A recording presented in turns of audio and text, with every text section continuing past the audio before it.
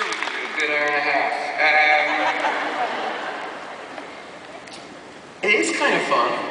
This is fun, and it should be, because, you see, rock stars, we have two urges. No, really, just two.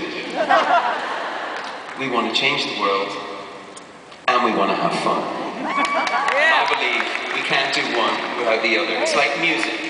No one trusts music that lacks joy. It's the life force in rock and roll that we love. Especially in serious times, in traumatic times. We need to dig deep to find joy. So let me repeat. We're here tonight because we want to change the world, and in do so, find our joy changing the world in a tiny way, in our hoods, in our communities, or in a grand way in the global community with our country. But that's why we're here. Now, we can't change the world without first changing the way we look at the world. The way you behave in the world depends entirely on the way you view the world. Weltanschauung is what the Germans call it. Californians call it your attitude, dude. What's up? Weltanschauung, or your attitude, dude. Your worldview. My worldview was shaped by rock and roll. Growing up in the depressed Dublin of the 1970s, music was like an alarm clock for me. It woke me up out of suburban slumber. It made me believe that my life could have some purpose outside of 10 Cedarwood Road. It was a time of punk rock. No more flowers in our hair. No more flowers, period. I was weaned on The Clash. Woo! The Clash's music was like a public service announcement with guitars. 3 teenage boys and me. We made some music on our own. That was the plan. But then in the mid-80s, my life, not just my hairdo, changed in unexpected ways. You two became part of the phenomenon that was Live Aid. We are the world, feed the world. You remember that? Oh yeah. We are the world. We are the children. Quincy Jones, there's the man. Anyway, my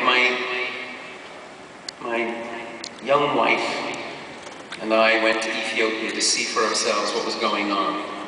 We lived there for a month in an orphanage and a feeding station, and we just wanted to see what was going on. We went under the wire, no cameras. The children in the orphanage had a name for me.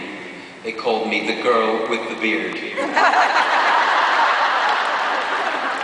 Don't know. Anyway, Ali and I found Africa to be a magical place, a place of big skies, big hearts, beautiful people, royal people. Ethiopia didn't just blow our minds, it opened our minds, and it challenged our worldview, Weltanschauung. A man begged us to take his son back with us to Ireland, because in Ireland his son would live, and in Ethiopia at that time there was every chance his son would die. One tiny fragment of a memory. Ali and I have our own children now, 4 of them.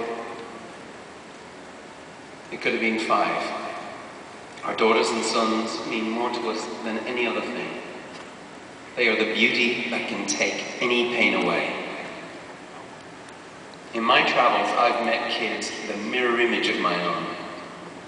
And I've looked into their faces as they let go of life.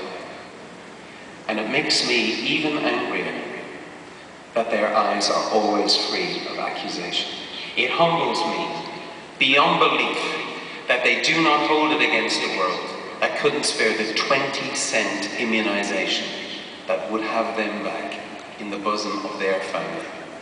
Even their mothers and fathers, their grief is pure. There's no blame. Just acquiescence. And that's the road. Because I know my rage as a parent would have no end. In fact, it does not.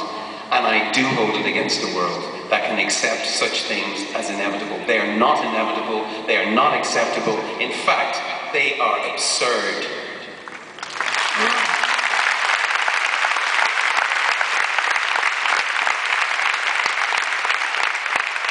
History